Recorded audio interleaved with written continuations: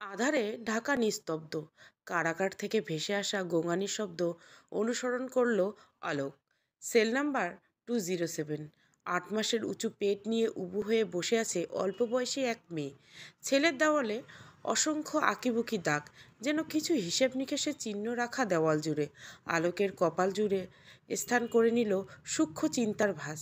আমার যা বলার আগেই বলে দিয়েছি, নতুন করে বলার মতো কিছু নেই। রাশভারী কণ্ঠস্বর শুনে খানিকটা বিচলিত হলেন আলোক শিকদার। ডিপার্টমেন্ট থেকে আজই তাকে পাঠানো হয়েছে এখানে। মূলত কয়েকটা কেস হাতে দেওয়া হয়েছে তার। এটা তার মধ্যে একটা। রুমানা আর্থি, রাইট? আলোকের কথা শুনে বেশ মজা পেল আর্থি। যেন ভীষণ হাস্যকর কিছু শুনেছেন সে। কয়েকদিন পর নিশ্চিত হবে সে যে নাম, তা নিয়ে কিসের এত আয়োজন? আপনার কি বাঁচতে ইচ্ছে করে না? না। কাট কাট কণ্ঠের জবাবে আশাহত হলো অলোক। কে কেরিয়ারের প্রথম কেস যদি সমাধান করতে না পারে, তবে টিকে থাকার লড়াই বড্ড কঠিন হবে তার জন্য। যেভাবেই হোক নিজেকে শেষ চেষ্টা করতে হবে। মিস আর্থি, আপনি কি আপনার সন্তানের কথা একবারও ভাববেন না? ওর ভবিষ্যতের কথা ভেবে অন্তত মুখ খুলুন। বাবা মা ছাড়া সদ্যজাত সন্তান কিভাবে বড় হবে ভেবে দেখেছেন? রাস্তার ধারে কোনো আস্তাকুঁড়ে কিংবা ময়লা স্তূপে ফেলে আসবে আপনার সন্তানকে? কে নেবে ওর দায়িত্ব? কিংবা ধরুন কোনো অনাথ আশ্রমে রেখে আসবো, এরপর আপনি তো পিঠ বাঁচিয়ে পালিয়ে যাবেন। সন্তানকে ধোকা দিয়ে খুলে পড়বে ফাঁসির দড়িতে। মুক্তি পাবেন। অথচ আপনার সন্তান প্রতি মুহূর্তে হাহাকার করবে, বাঁচার জন্য চিৎকার করবে।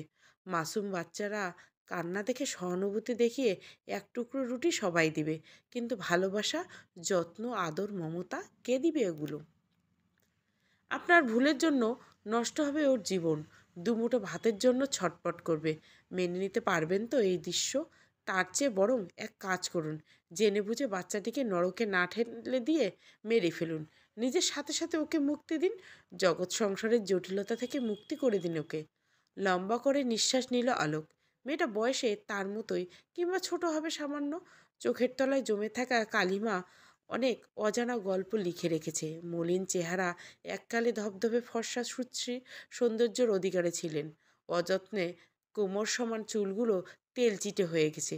খুঁটিয়ে খুঁটিয়ে দেখছে আলোক অর্থিকে। মেয়েটার মুখে বড্ড মায়া।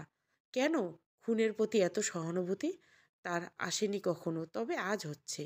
কেন যেন মনের ভিতর এক সত্তা তাকে ফিসফিসিয়ে বলে, রহস্যের বেড়াজালে অনেক গভীর। ফোঁস করে শ্বাস ছাড়ল অলোক। নীরবতার মাঝে কাটল বেশ কিছু সময়।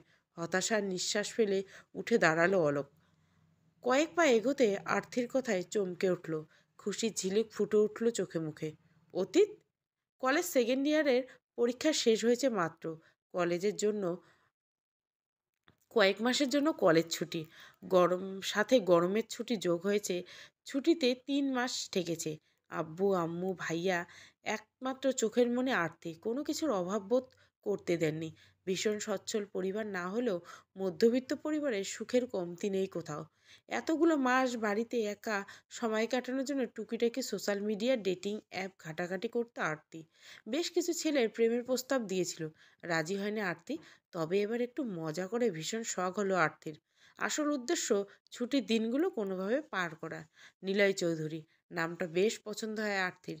কয়েকদিন আগে মেসেজ পাঠিয়েছিল, সেও রিপ্লাই করেছিল। ডেটিং অ্যাপে সচরাচর নিজেদের পিক দেওয়াই থাকে।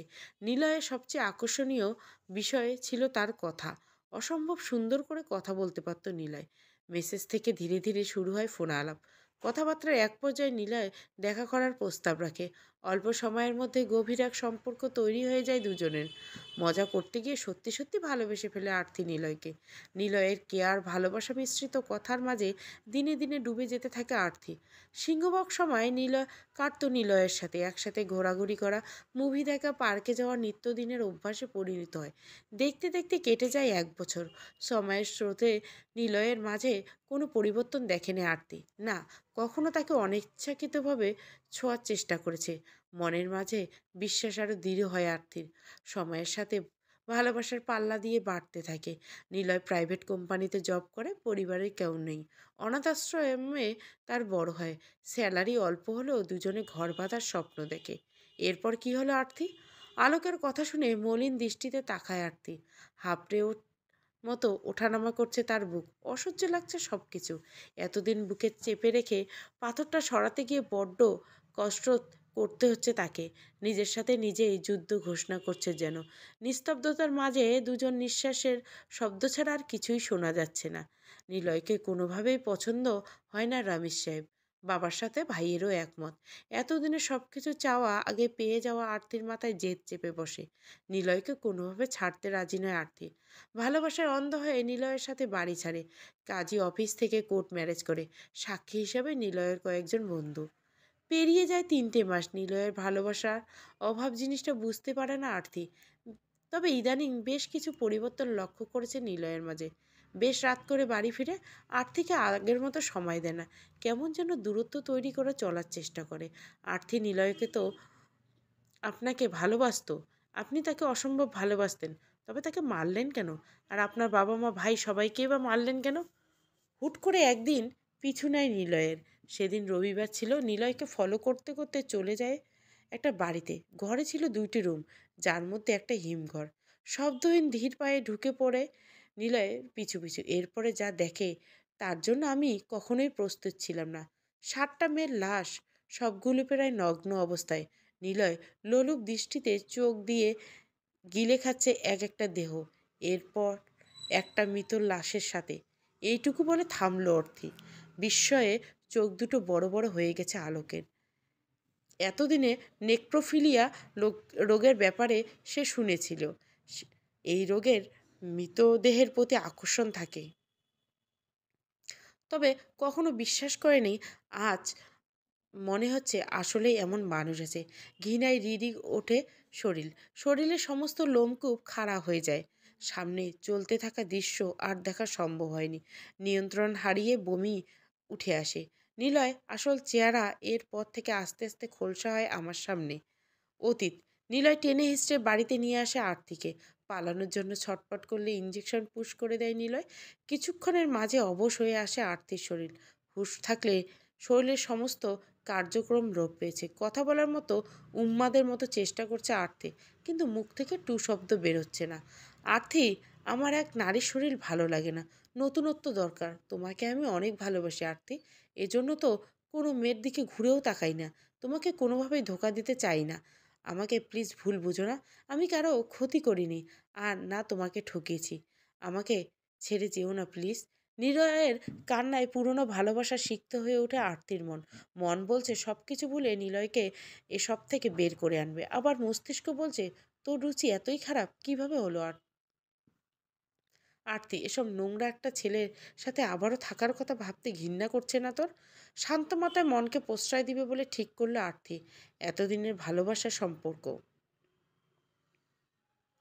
দুজনের ছোট সংসার ফেলে চলে যেতে কোনো সময় সায় দিল না। যাওয়ার মতোই কোনো জায়গা নেই তো আর। বাড়িতে অনেকবার যোগাযোগ করার চেষ্টা করছে।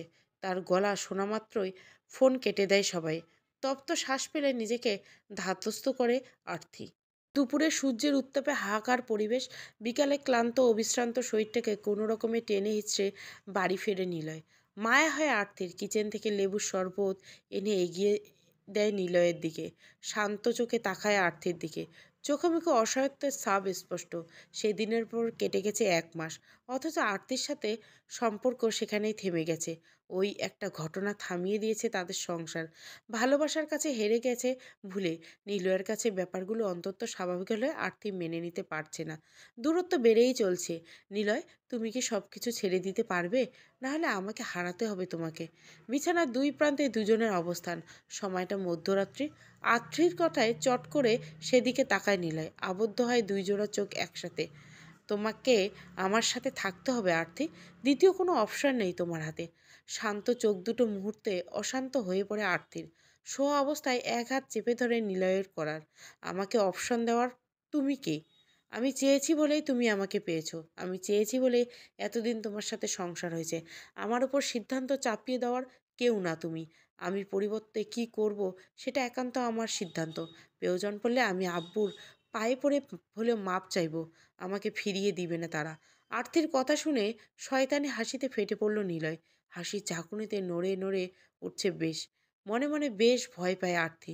যতই হোক একজন পুরুষের শক্তির সাথে তার পেরে ওঠার কথা নয়। মাঝরাতে হাসির শব্দগুলো বড্ড খারাপ শোনাচ্ছে। অশরীরও কোনো পেত আত্মা যেন ধ্বংসলীলায় নেমেছে। তুমি বড্ড বোকা আর্থি। ওই বাড়ি ছেড়েছো 2 বছর বেশি সময় হয়েছে। এতদিন ওনাদের রাগ যখন কমেনি, আগামীতেও কমবে না। তারা তোমাকে মৃত বলে পরিচয় দেয় সবার সামনে। নিলয়ের ব্যঙ্গাত্মক কথা শুনে চমকে ওঠে আর্থি। মাথা ঘুরছে প্রচণ্ডভাবে। হঠাৎ পাওয়া ধাক্কাটা মেনে নিতে পারছে না। আর আব্বু আমাকে অনেক ভালোবাসতো। কাঁপা কাঁপা কণ্ঠে আর্থির সাথে কথা শুনে নিঃশব্দে হাসল নিলয়। আঘাত সঠিক জায়গায় করেছে। ঠিক এভাবে ভেঙে গুড়িয়ে দিবে আর্থির আওয়াজ। পদে পদে বুঝিয়ে দিবে সে ছাড়া তার আর কোনো গতি নেই। বুঝলো আর্থি, ভালোবাসা আর ঘৃণা দুটোই হৃদয়ের বড্ড কাছের অংশ। যাকে ভালোবাসা যায় সময়ের কালকেফে, ঠিক তাকেই তীব্রভাবে ঘৃণা করা যায়। ঝট করে চোখ তুলে তাকালো আর্থি। কান্নায় গলা দলা পাকিয়ে আসছে। দু চোখ বেয়ে গড়িয়ে পড়ছে অজস্র অশ্রুকণা। মনে মনে বার কয়েক আওয়াজ আওড়ালো ঘৃণা শব্দটি। চোখ ফেটে কান্না বেরিয়ে আসছে। আজ নিজেকে বড্ড অসহায় লাগছে। কান্নারত মায়ের কোলে ঝাঁপিয়ে পড়ে ফুপিয়ে কান্না করার জন্য। মন উচ্চাটন হয়ে আছে মা সেই গন্ধের জন্য। সারাক্ষণ নিজের কথায় বাড়ি মাথায় করে রাখা মেয়েটা আজ একলা রাত্রি যাপন করছে। নিঃসঙ্গতায় ফুপিয়ে উঠছে। খেই হারিয়ে ফেলেছে কথা। জীবনের হিসেব নিকেশ করতে করতে আনমনা হয়ে রান্না করে আর্থি। দিনগুলো কেন কোনো রকম পার হচ্ছে। জীবনের প্রতি আর কোনো মায়া কাজ করছে না আর্থির। ধীরে ধীরে টের পাচ্ছে কত বড় ভুল করেছিল সেদিন বাবার কথা না শুনে। যে ভুলের মাসুল হয়তো তার শেষ রক্তবিন্দু নির্যাস হওয়া অবধি তাকে দিতে হবে। নিলয়ের আলমারিতে কখনো হাত দেয়া নেই আর্থি। মূলত নিলয় তাকে বুঝিয়েছে সেখানে অফিসের অনেক ফাইল এদিক সেদিক হয়ে গেলে সমস্যা। ভালোবাসার মানুষের কথা চোখ বন্ধ করে বিশ্বাস করে বিয়ের 2 বছরেও আলমারিতে সেভাবে হাত দেয়নি আরতি। বিগত কিছুদিন অতিরিক্ত ব্যস্ততার দিন কাটছে নিলয়। সকাল সকাল নাস্তা না করে বেরিয়ে যায়, আবার ফিরছে বেশ রাত করে। অফিসের চাপ বেড়েছে, মাঝে মাঝে অফিসের কাজের জন্য বিভিন্ন জায়গায় যেতে হচ্ছে। আলমারির অবস্থা নাজেহাল। জামাকাপড় এদিক ওদিক কোনো রকম ঠেসে রাখা। ফাঁপা দীর্ঘশ্বাস ফেলে আর্থিক কাপড়গুলো এক এক করে গুছিয়ে রাখলো আলমারি। গোছানো শার্টগুলো আলমারিতে রাখতে গিয়ে আর্থির পায়ের কাছে এসে পড়লো একটা সাদা কাগজ। এ বড় থবড়ে ছেঁড়া একটি চিঠির কাম। আর্থির 2 চোখ বন্ধ করে ভুরুদ্বয় কুঁচকে মনে করার চেষ্টা করলো খামটির কথা। কিছু একটা মনে হতেই চট করে চোখ খুলল। আগের সপ্তাহে নিলয়ের নামে চিঠি এসেছিল এই। উপরে বড় বড় লেখা ছিল আর্জেন্ট মেসেজ। কারো ব্যক্তিগত জিনিস দেখার অভ্যাস কখনোই ছিল না আর্থির। রাতে নিলয় ফেরার পর চিঠিটা তার হাতে দিয়ে এছিল। অবশ্য আর্থি জানতে চেয়েছিল চিঠির কথা। অফিসের চিঠি বলে প্রসঙ্গ পাল্টে ফেলে নিলয়। ছটপট করছে মন। মস্তিষ্ক বলছে এই খামে গুরুত্বপূর্ণ কিছু এসে, কিন্তু মন সায় দিচ্ছে না। নিলয়ের অনুপস্থিতি তার জীবনে হাত দিতে বিবেকে বাধা দিচ্ছে বারবার। পরক্ষণে কিছু একটা ভেবে ঘড়ির দিকে তাকালো আর্থি। সন্ধ্যা 7টা 15। টিকটিক করে ঘড়ির কাঁটার শব্দের সাথে ক্রমাগত বেড়েই চলছে আর্থির হৃদস্পন্দন। নিজেকে শান্ত করে খাম থেকে বের করে 2টো কাগজ। খামের মধ্যে একটা জিনিসের সাথে আরও একটা ছোট্ট খাম। চিঠিটা সাইডে রেখে ভেতরের খামটা খুলে আর একটা জিনিস অবাক করলো আরতি। একটা মেমোরি কার্ড। উৎকণ্ঠা গলা শুকিয়ে খা খা করছে আরতির। কোনো রহস্যের চাবিকাঠি নয় তো এই মেমোরি কার্ড? নিলয় ফিরতে এখনো ঢের বাকি। চট করে নিজের ফোনে কার্ড সেট করে মেমোরি কার্ড।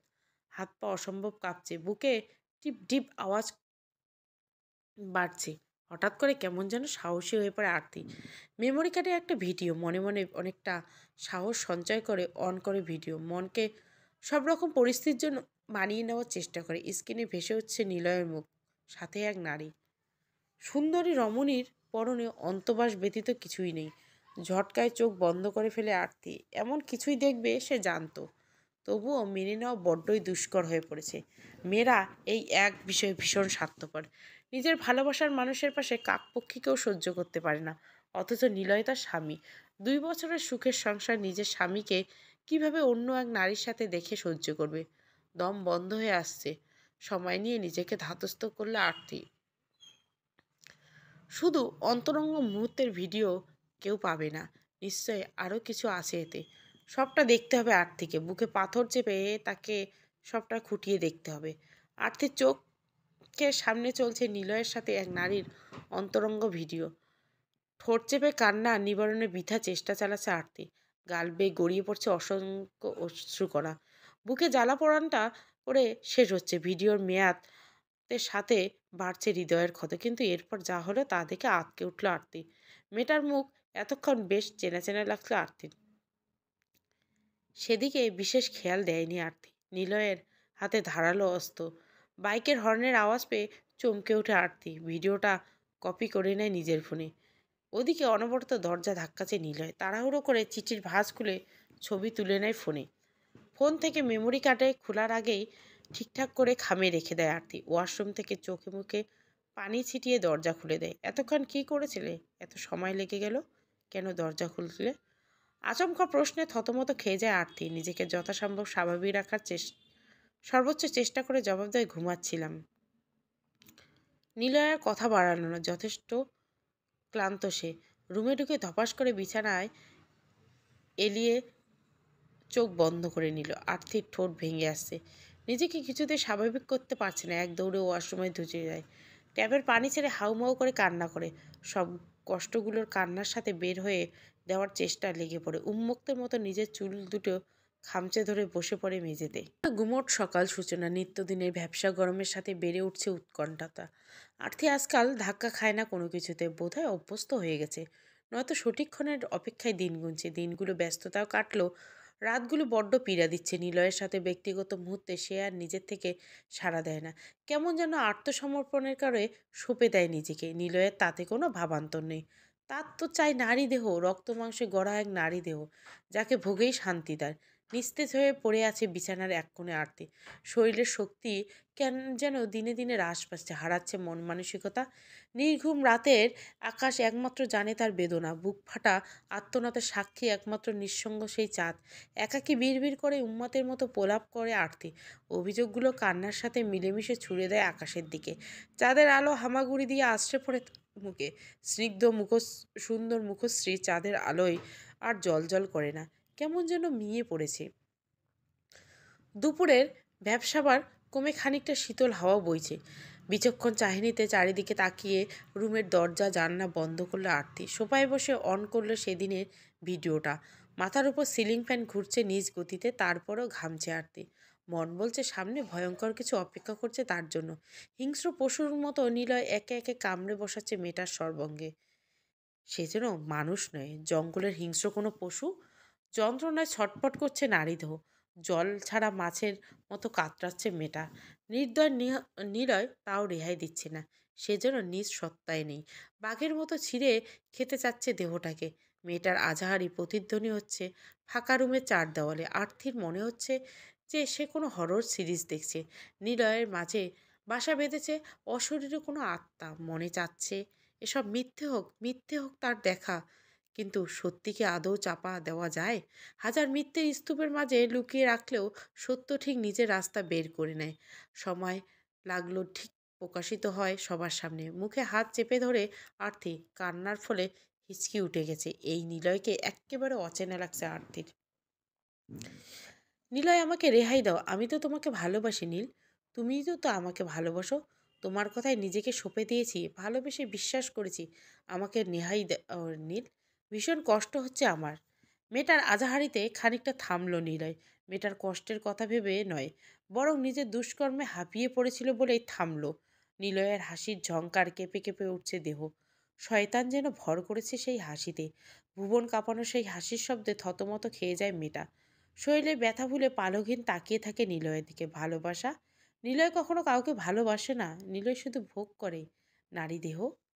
ভোগ করার জন্য নাটক করে তোদের মতো মেয়েদের সাথে।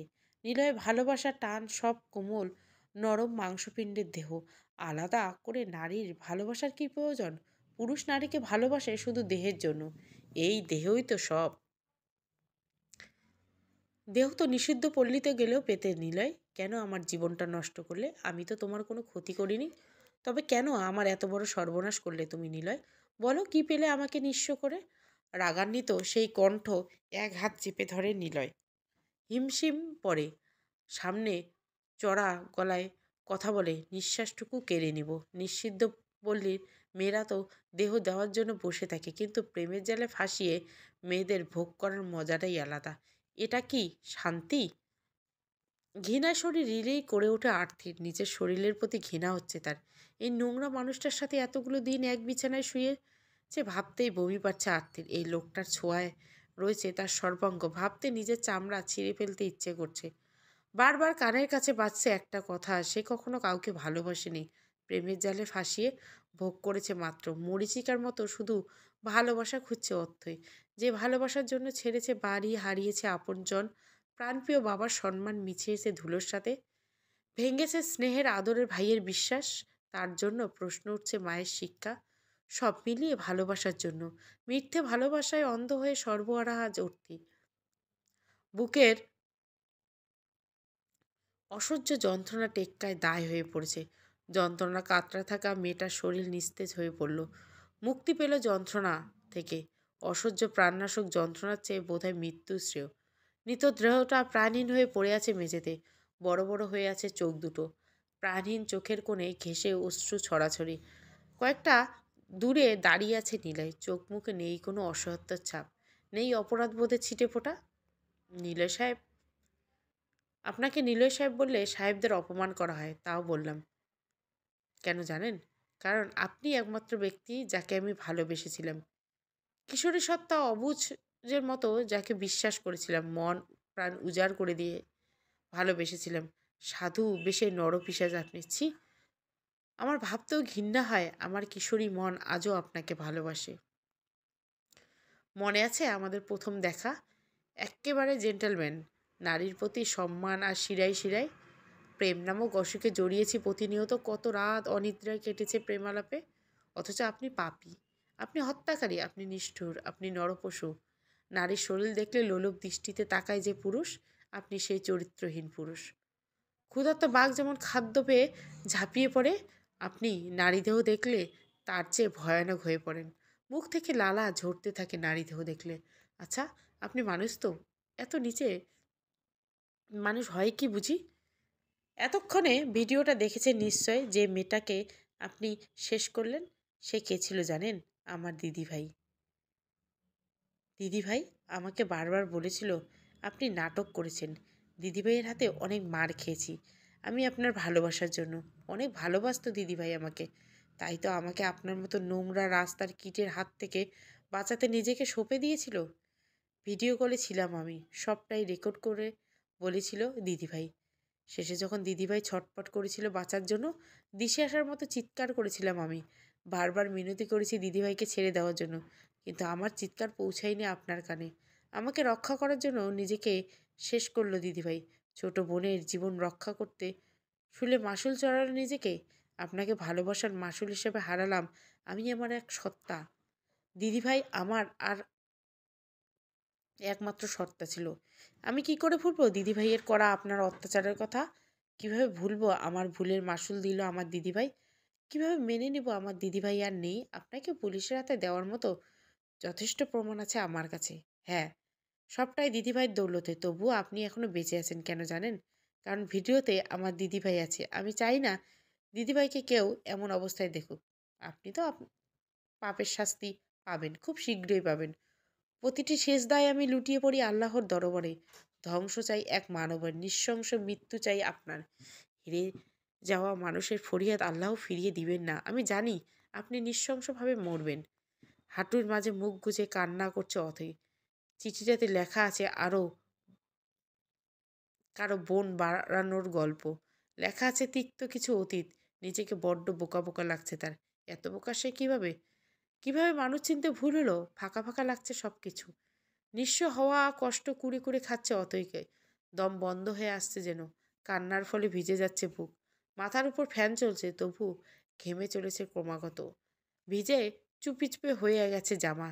কেঁপে কেঁপে উঠছে অর্থী। কান্নার ধমক ঘেঁচকি উঠে গেছে। চেয়ার ছেড়ে তড়িঘড়ি করে উঠে গেল আলোক। পানির গ্লাস এনে ধরল অর্থীর কাছে। ঢক ঢক করে পানিটুকু শেষ করলো অথই। মিস অথই, সেই ফোন আর ভিডিও কি আপনার কাছে আছে? আমি কথা দিচ্ছি মেয়েটার মুখ কারো সামনে আনতে দিব না। অন্তত নিজের সন্তানের জন্য একটু বাঁচার জন্য তো করতেই পারেন, তাই না? আমার একটা কথা রাখবেন বলুন? আমার সন্তানকে একটা সুন্দর জীবন উপহার দিবেন? বাপের রক্তের চেয়ে মায়ের গুণাগুণ তার মধ্যে প্রকট। এটা প্রমাণ করতে পারবেন? যদি কখনো মনে হয় সে বাবার গুণ পেয়েছে, সেই মুহূর্তে শেষ করে দিবেন ওকে। দ্বিতীয় কোনো নিলয় যেন না আসে পৃথিবীতে। আপনাকে বাঁচতে হবে অথই। মায়ের জায়গা কেউ কখনো নিতে পারে না। আপনার সন্তানের জন্য হলে আপনাকে মুক্তি পেতে হবে। আমি আছি। হয়তো আপনার শাস্তি আমি আটকাতে পারবো, তবে কম করতে পারবো। আপনাকে কারো প্রয়োজন। আর্থি ভীষণ প্রয়োজন। আজকাল আলোক রোজ আসে আর্থির কাছে, হয়তো কেসের রহস্য টানে, নয়তো অন্য কিছু। মেয়েটার মায়াবী মুখের মায়ায় ছিন্ন বিলীন, তবুও তাকিয়ে থাকতে ইচ্ছে করে আলোকের। দুজনের কথোপকথন প্রতিটি মুহূর্ত অর্থই। তাকিয়ে থাকে সেলের ছোট্ট জানালা থেকে আসা খোলা আলোর। হয়তো আসার কোনো এক আলো খুঁজে দিনের আলোতে। রাত তো বরাবরই ভয়ঙ্কর হয়। সেখানে থাকে না আশা আকাঙ্ক্ষা, সবটাই মরীচিকা লাগে। আজকাল আলোক খুব করে চায় আরতি তার দিকে তাকাক, কালশিটে চোখে তাকিয়ে দেখুক একটিবার। আলোকের সব জল্পনা কল্পনা বানের জলের সাথে মিশিয়ে দেয় আরতি। ভাটা পড়ে অলোকের কাঙ্ক্ষাকৃত স্রোতে। আরতি, মা আপনার জন্য তাজা মাছের ঝোল আর কিছু ফল পাঠিয়েছে, খেয়ে নিন জলদি। আলোকের কথায় মলিন হাসলো আরতি। প্রাণীন সেই হাসি দেখে খানিকটা হাসলো আলোক, যেন বহুদিন পর দুই অধর মুক্ত হয়েছে হাসার জন্য। গতকাল ওই ঠোঁটে হাসিরা ধরা দেয়নি। পুলিশরা যে আসামিদের এভাবে যত্ন করে তা জানা ছিল না। আর্থের কথায় খানিক ভ্যাবাচ্যাকা খেয়ে যায় আলোক। সে তো কত লুকিয়ে চুরিয়ে সেলের খাবার আনে, তা কি জানে আর্থি? জানলে কখনোই এই কাজে সম্মতি দিত না। চোরা দৃষ্টিতে এদিক ওদিক তাকিয়ে মিনমিনিয়ে বলে, মা পাঠান আপনার জন্য নয়, আপনার অনাগত সন্তানের জন্য।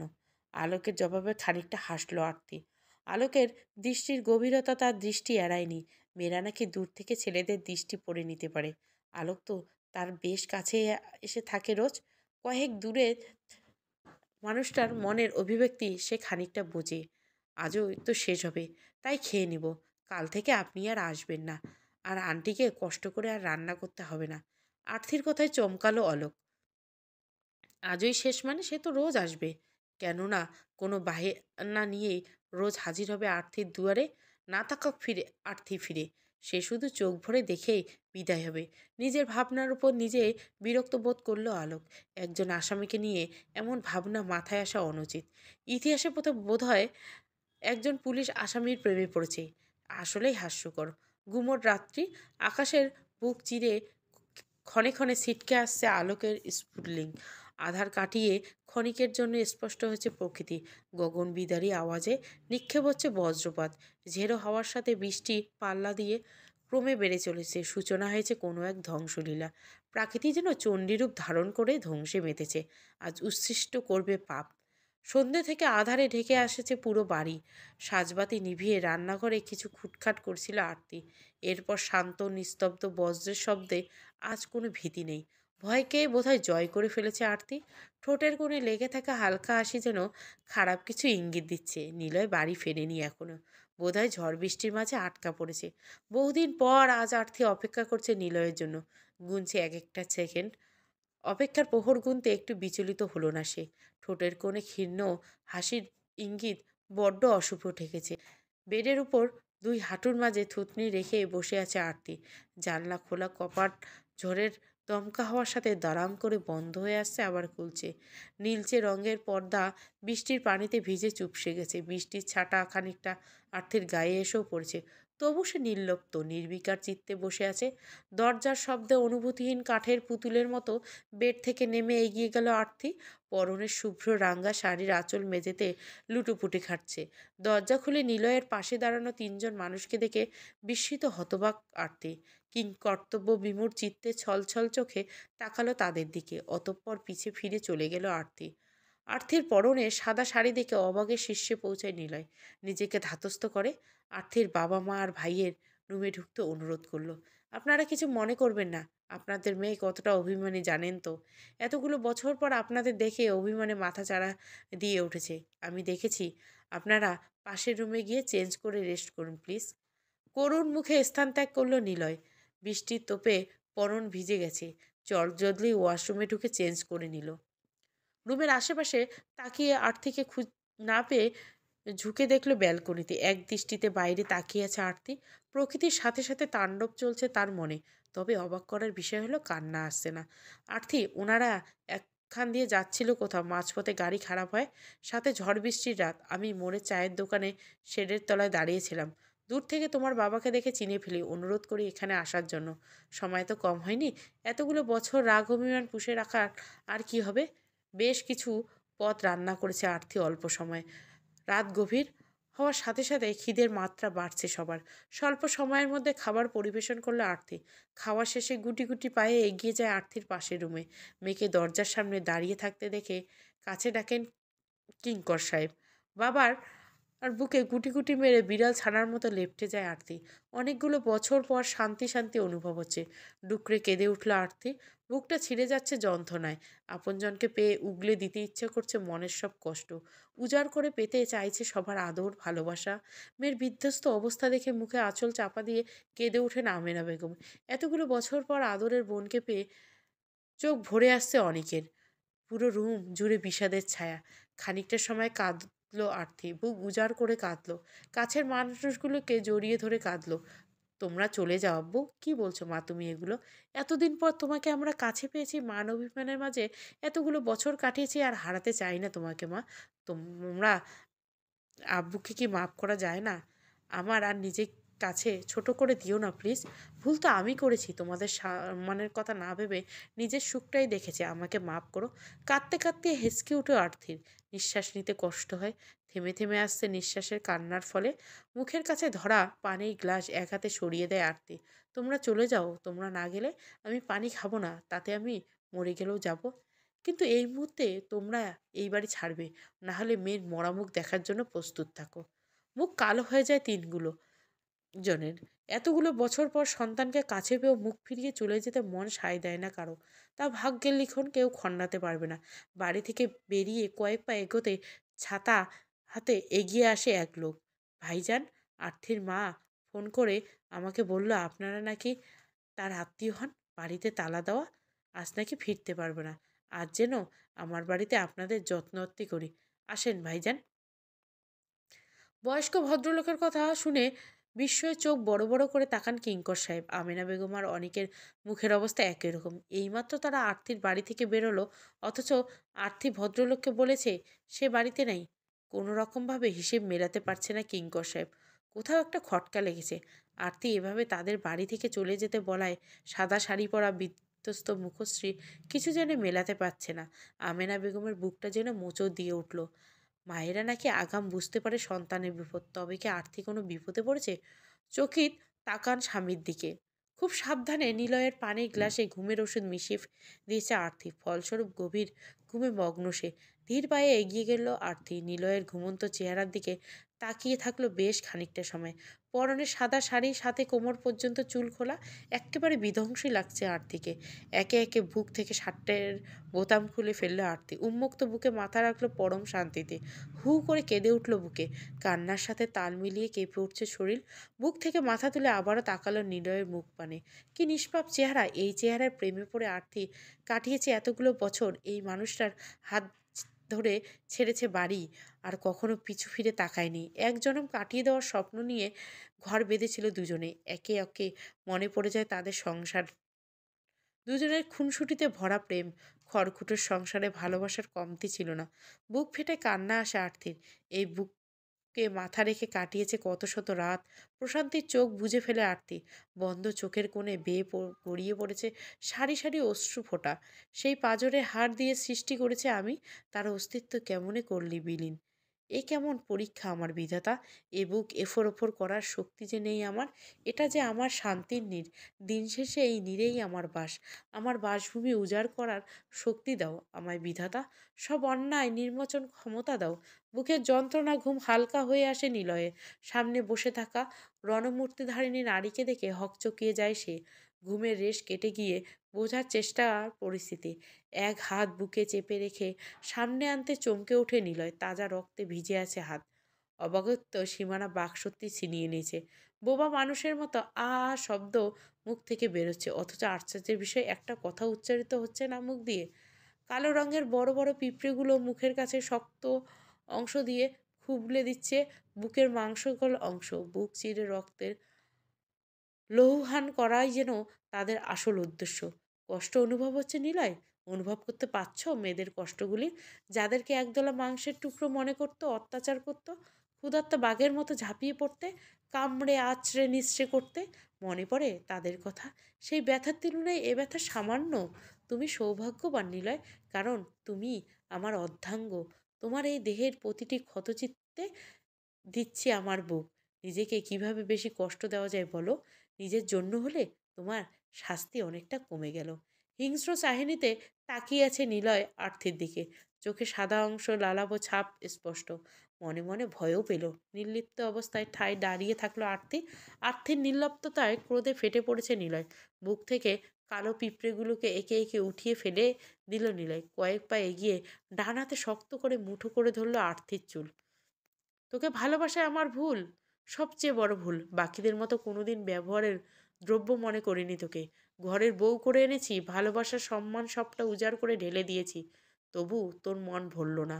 আমার পথের কাঁটা হওয়ার খুব শখ সেজেছে, তাই না তোর? বাকিদের যেভাবে ব্যবহার করে ছুঁড়ে ফেলেছি, তোর সাথে তাই করা উচিত ছিল। মাথায় তুলে রাখতে চেয়েছিলাম তোকে, কিন্তু তুই যে যোগ্য না। ভিডিওটা দেখে ফেলেছিস, তাই না? ভালো হয়েছে। আর কোনো লুকোচুরির খেলা খেলতে হবে না আমাকে। তোর চোখের সামনেই মেয়ে এনে ফুর্তি করব আমি। এক শরীর আমার মন ভরে না। আর তোর এই শরীরে এমনিতেই আছে কি? এর স্বাদ এখন পানসে। আমার তো তাজা জিনিস চাই। ঘৃণায় একদলা থুতু ছিটিয়ে দেয় আর্থি নিলয়ের মুখে। চুলের গোড়া টান আরো মজবুত হয়ে দরজা থেকে প্রবেশ করে কিঙ্কর সাহেব, আমিনা বেগম, অনেক। দুজনকে বিধ্বস্ত অবস্থা দেখে থমকে যায় তারা। ভয়ে সিটিয়ে যায় আমিনা বেগম। মেয়ের অসহায় অবস্থা দেখে মুখে হাত চেপে কান্না করে দেয়। আরতির পরিবারের লোকজনকে দেখে হাসি ফুটে ওঠে নিলয়ের ঠোক। খুঁজে পায় বাঁচার পথ। পায়ের কাছে মাংস কাটার ধারালো ছুরিটা সাবধানে উঠিয়ে পিছন থেকে কিঙ্কর সাহেবের গলায়। ভয়ে আটকে উঠে আরতি। বাবা অত্যন্ত প্রাণ, মেয়েটাকে বাগে আনতে পারলে কুর হাসে নিলয়। তোমার বাবার প্রাণ বাঁচাতে চাইলে আমার রাস্তা ছাড়ো। চলে যেতে দাও আমাকে এখান থেকে। আব্বুর গলা থেকে ছুরি সরাও নিলয়। ছুরির ধার অনেক। আজ সকালে কসাইকে বলে বেশি করে ধার করিয়ে দিচ্ছে, ওটা রাখো। আমেনা বেগম আর অনেক রীতিমতো আঁতকে উঠছে। চোখের সামনে বাবাকে এই অবস্থায় দেখে অনুভব করছে অনেক। হাত পা যেন তার বাঁধা। এক পা এগোলে বাবার প্রাণ সংশয়। সেই ভয়ে চুপ করে দাঁড়িয়ে অনুনয় করে যাচ্ছে নিলয়ের কাছে। বর্তমান এছাড়া আর কোনো উপায় পাচ্ছে না। আর্থি চোখের ইশারায় ভাইকে কিছু একটা বোঝাতে কয়েক পা পিছিয়ে যায় অনেক। টেবিল থেকে ইঞ্জেকশন সিরিজ লুকিয়ে নেয় হাতের মাঝে। সাবধানী পায়ে পিছন থেকে নিলয়ের ঘাড়ে ইঞ্জেকশন পুশ করে। এমন সময় অনেকের পেটে গেঁথে যায় ছুরি। স্যার, পায়নি কিঙ্কর সাহেবও। গলা বরাবর যে এক টানে ফিনকি দিয়ে বেয়ে যায় রক্তের স্রোত। নিথর দেহ লুটিয়ে পড়ে মেঝেতে। পেটে হাত চেপে কোনো ক্রমে উঠে দাঁড়ায় অনেক। বহু কষ্টে নিলয়ের ঘাড়ে গেঁথে দেয় সিরিঞ্জ। মাকে দেখে রাখিস আরতি। ভাইয়ের শেষার্থ কথা শুনে হুঁশ ফিরে আরতির। তাকে বাঁচাতে গিয়ে মৃত্যুর মুখে ঢলে পড়ল বাবা আর ভাই নামক দুই আশ্রয়স্থল। ইঞ্জেকশনে ওষুধের ফলে নিভু নিভু হয়ে আসছে নিলয়ের চোখ। আরতি এক হাতে দা উঠিয়ে কোপ বসায় নিলয়ের বুক বরাবর। রক্ত ছিটকে এসে পড়ে আরতির মুখে। সাদা শাড়ি মুহূর্তে লালে রঙের। একে একে ঘটনাগুলো কিভাবে যেন ঘটে গেল টের পেলাম না। আমেনা বেগম চিন্তাশক্তি শুধু জানান দিচ্ছে সে নিঃস্ব। সর্বস্ব হারিয়েছেন তিনি। এক পা দুই পা পিছনে হোঁচট খেয়ে পড়ে মেঝেতে। টেবিলের কোনায় কাঁচার অংশটুকু টুক হয়ে যায় মাথায়। আহ! শব্দ উচ্চারিত হয় নিস্তব্ধ রুমে। তারপর সব শান্ত, সর্বশান্ত হয়ে পড়ে একটা পরিবার। ভাইয়ের দেওয়া শেষ কথা রাখতে পারল না আরতি। পারল না মাকে বাঁচাতে। সবার মতো মাও ছেড়ে গেল তাকে। দুনিয়ার বুকে একেবারে নিঃস্ব করে দিল। কয়েক মুহূর্ত খালি হয়ে গেল তাদের ভরা সংসার। খাকা করছে দুনিয়া। বাইরের ঝড়ের তাণ্ডবও থেমে গেছে। সেই সাথে বাড়ছে চার দেওয়ালের মাঝে নিস্তব্ধ। হু হু করে কেঁদে উঠল আরতি। এতগুলো মাস আবারও বাড়ছে বুকের যন্ত্রণা। হারানো যন্ত্রণা কুড়ি করে খাচ্ছে ভেতরটা। আলোকের চোখ বেয়ে গড়িয়ে পড়লে এক ফোঁটা জল। আব্বু আম্মু কেন ফিরে এলো? ওনারা না আসলে তো আমি নিঃস্ব হতাম না। হয়তো নিলয়ের হাতে মরে যেতাম, না হয় ওকে শেষ করতাম।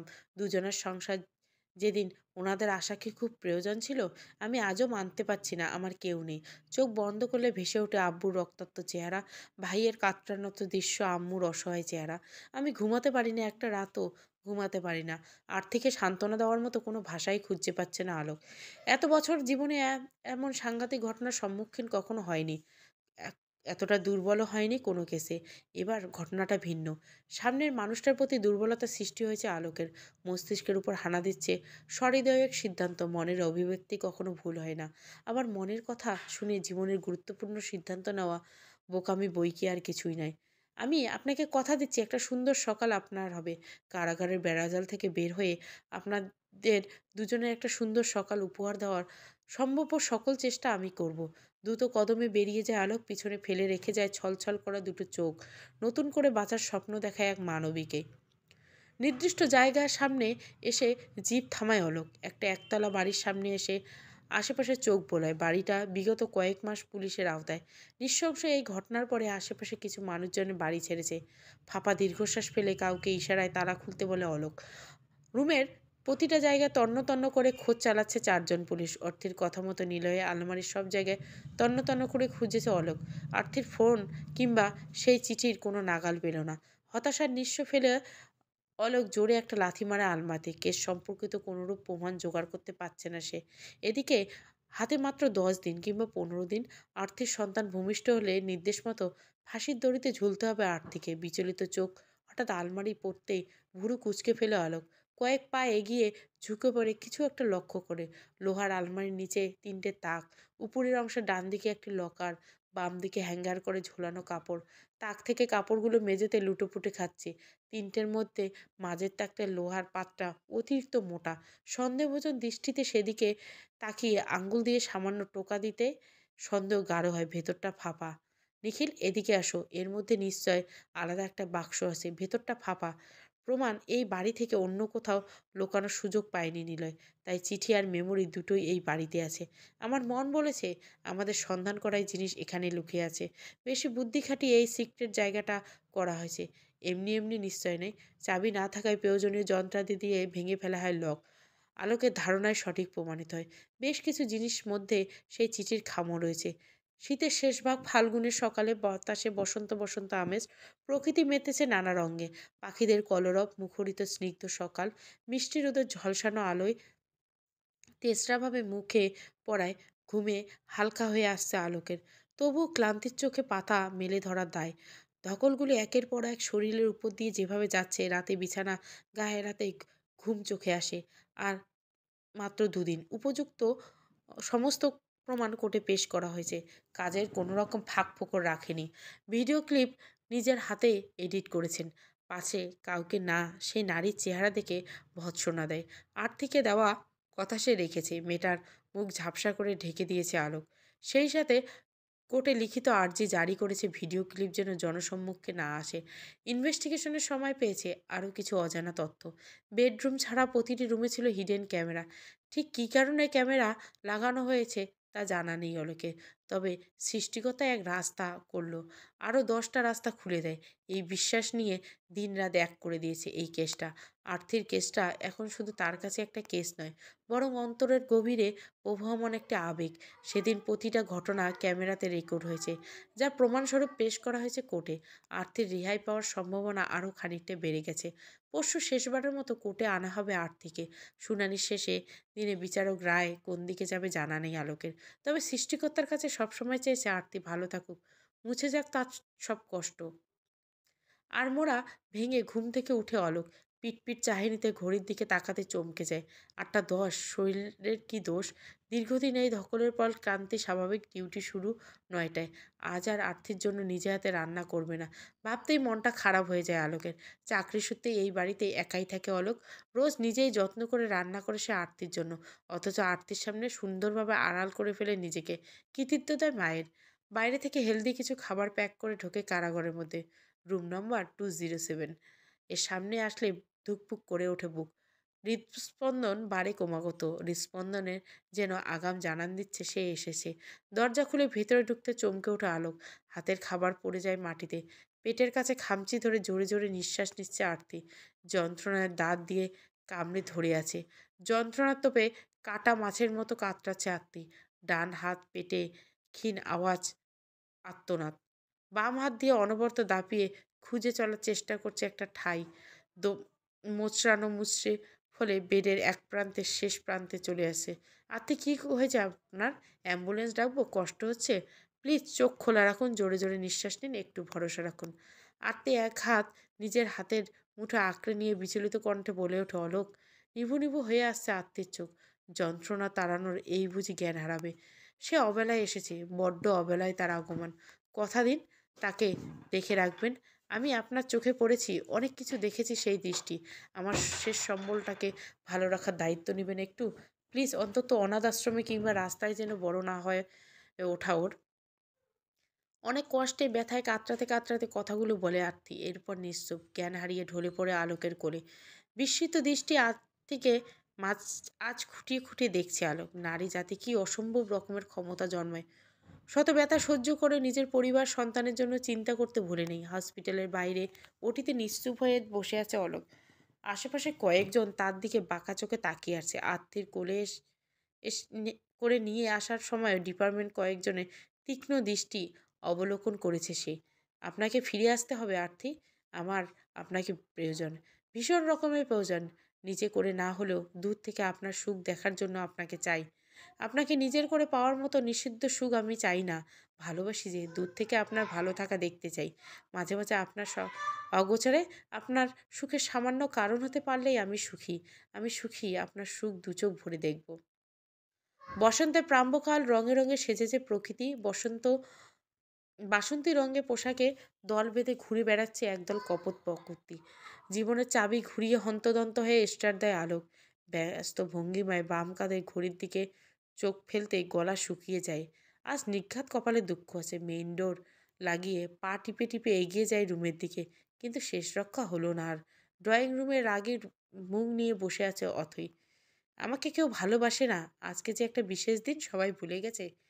থাকবো না আমি এখানে, ব্যাগ প্যাক করে দাও, চলে যাব। মেয়ের রাগী চেহারা দেখে মনে হয় ভীষণ হাসি পায় আলোকের, কিন্তু এই মুহূর্তে হাসি বারণ। হাসলে তার আর রক্ষা নেই। আমার মাটা কি রাগ করেছে আমার ওপর? আব্বু তো একটু ব্যস্ত হয়ে পড়েছিল, এই দেখো কান ধরছি। আর কি মাপ করা যায় না? কাঁদো কাঁদো মুখ করে বলা আলোকের কথায় খিলখিল করে হেসে ওঠে অথই। অথই হাসি দেখলে নিজেকে হেসে ফেলে অলোক। ছোট্ট দেহটা টেনে নিল বুকের মাঝে। প্রশান্তির চোখ বুঝতে দুই চোখ কোলে বেয়ে পড়ল কয়েক ফোঁটা অশ্রু। 4টে বছর কেটে গেছে আর্থির বিদায়। সেদিন ওটি থেকে আর ফিরে আসেনি আরতি। দীর্ঘদিন মানসিক যন্ত্রণা থেকে মুক্তি পেয়েছে। আলোকের এত এত পরিশ্রম বৃথা করে পাড়ি দিয়েছে দূর দেশে।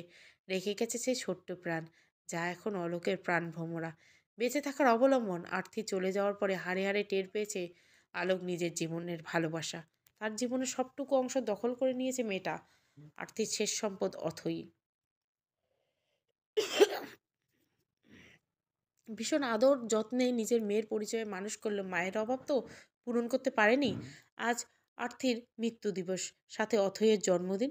প্রতি বছর এই দিন আলোক নিজে হাতে ভোজনের আয়োজন করেন। অনাথ আর গরিব মানুষদের মাঝে খাবার বিতরণ করে।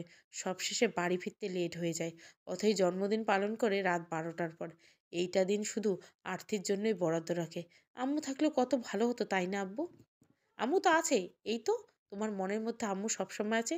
ওই যে দেখো, সবচেয়ে জল তারাটা কেমন জল করছে। আম্মু ওখান থেকে তোমাকে জন্মদিনের শুভেচ্ছা জানাচ্ছে।